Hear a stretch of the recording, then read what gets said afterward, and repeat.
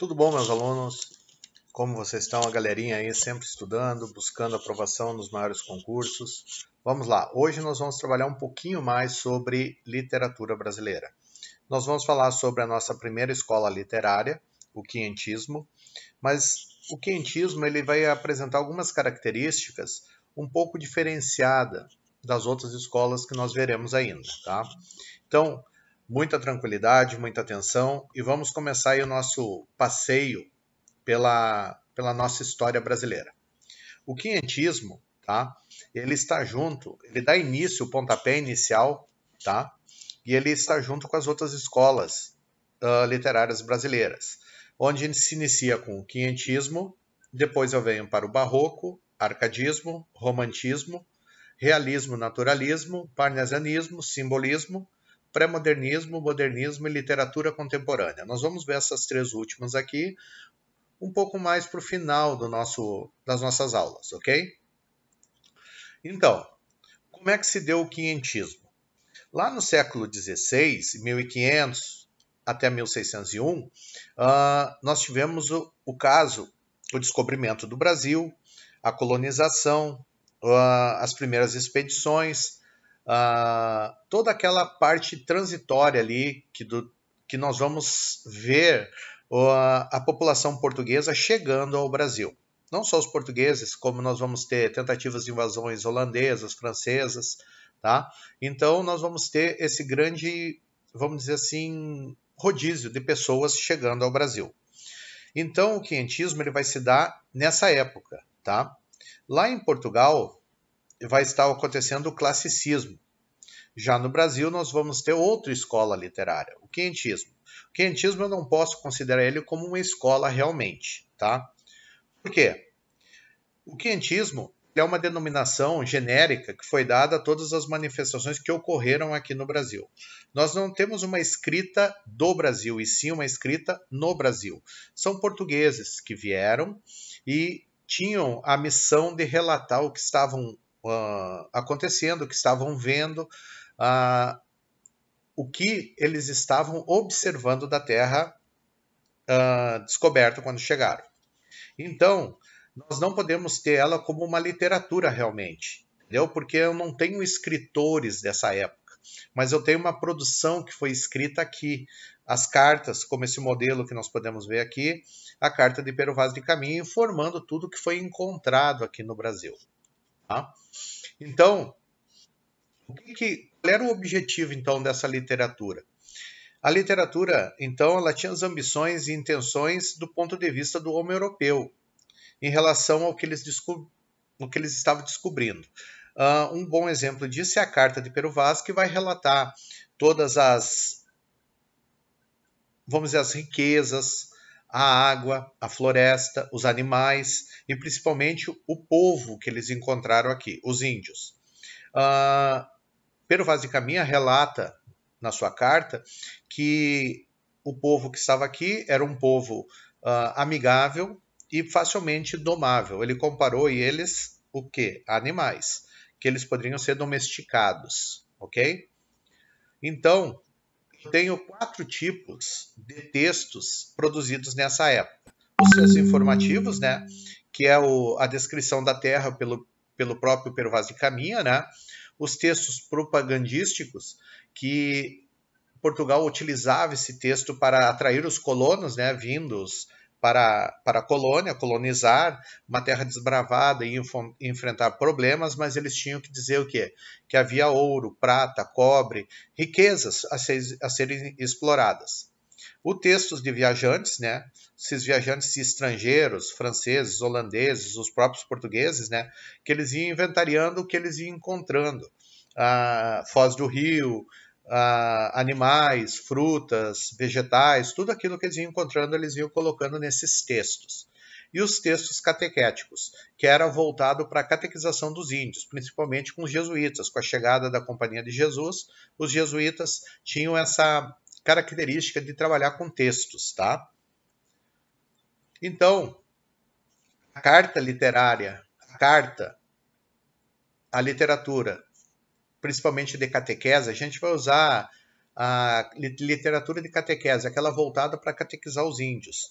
ela vai ter muita importância pelo significado da sua documentação histórica, por ser testemunha da expansão marítima e comercial do século XV e XVI, e pelo registro do choque cultural entre os colonizadores e os colonizados. O que a gente tem aí? São registros que vão ficar documentados na história. Até mesmo a Carta de Pero Vaz de Caminha seria a certidão de nascimento do Brasil. Ela está hoje exposta na Torre do Tombo, em Portugal, onde, vamos dizer assim, a nossa certidão de nascimento está guardada lá. O grau da importância dela, ok? Torre do Tombo é um museu histórico em Portugal. Um quadro esquemático aqui do que aconteceu nessa literatura, tá? Em 1500, os primeiros documentos sobre o Brasil, a Carta de Pero Vaz, cartas de viagem, tudo aquilo, ele deu início, tá, a essa escola literária, acabando ela em 1601 com o início do Barroco, da Era Barroca, que se deu início com a obra Prosopopeia de Bento Teixeira, em 1601. Então aqui nós temos um retrato pintado sobre a primeira missa realizada no Brasil, tá?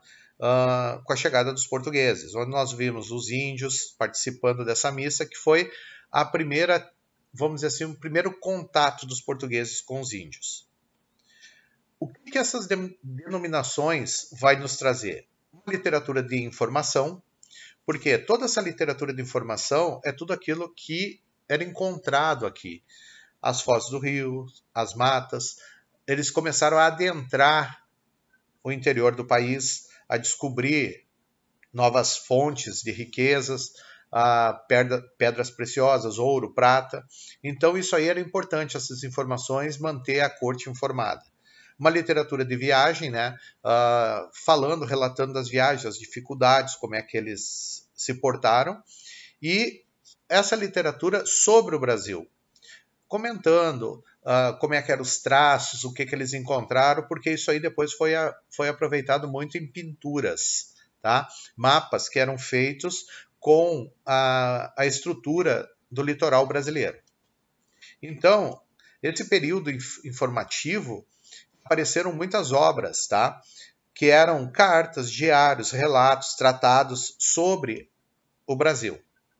E eu também tenho aqui alguns autores que trabalharam bastante nelas, que eram quem? Os viajantes, os cronistas de ofício, os missionários principalmente.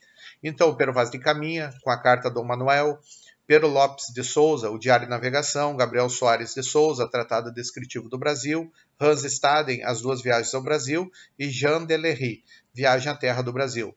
Todos eles relatam, eles vão falar do canibalismo, eles vão falar da riqueza da terra, o que ela produz, tudo isso. É uma literatura informativa, tá? E com essas informações eles descrevem muito. Tá? Quais eram as duas propostas de interesse de Portugal nesse empreendimento ultramarítimo? É uma parte de política econômica, né? Evidenciar o potencial de riqueza, eles queriam captar mais riquezas para Portugal, e com a ajuda da Contra-Reforma, que estava na Europa, eles queriam a conversão dos índios em católicos. Por quê? Quanto mais católicos, mais fiéis, a igreja se torna mais forte. Então eles tinham essa obra de tornar os índios catequizados. E os conteúdos da obra, aqui nós temos uma pintura. Essa pintura vai relatar, principalmente, através dos relatos, né, do texto descritivo, o clima, o solo, a vegetação, o relevo, os índios, tá? Eles vão ser representados nas obras. E aqui tem um trecho da Carta de Pero Vaz que diz o seguinte: mostrar-lhe um papagaio pardo que o capitão traz consigo. Tomaram-no logo da mão e acenavam para a terra, como quem diz que os havia ali. Mostrar-lhe uma galinha, quase tiveram medo dela, não lhe queriam pôr a mão, e depois a tomaram como que espantados.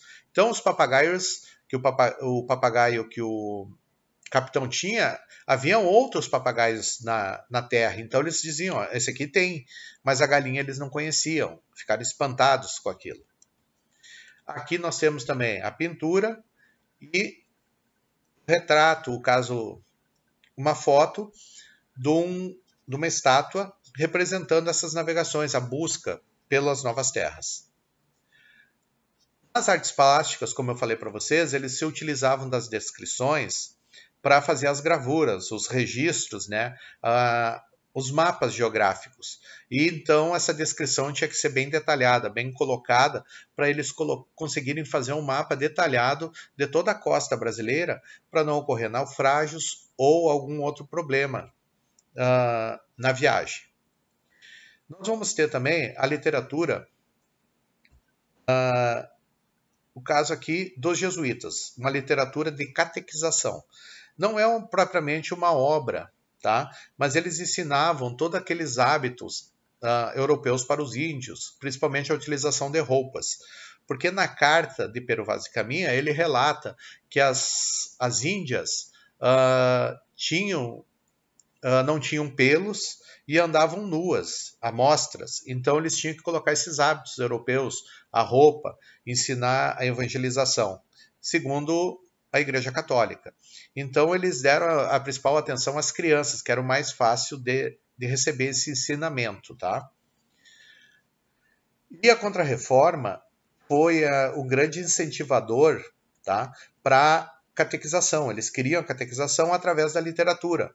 Então, do ponto de vista quientista, né, a literatura aqui no quientismo, ela se deu através principalmente dos autos. Os autos eram peças escritas pelos jesuítas, onde tinha um caráter pedagógico de ensinamento, tá? E ela sempre baseada em trechos bíblicos, mostrando a história da Bíblia, tá? E principalmente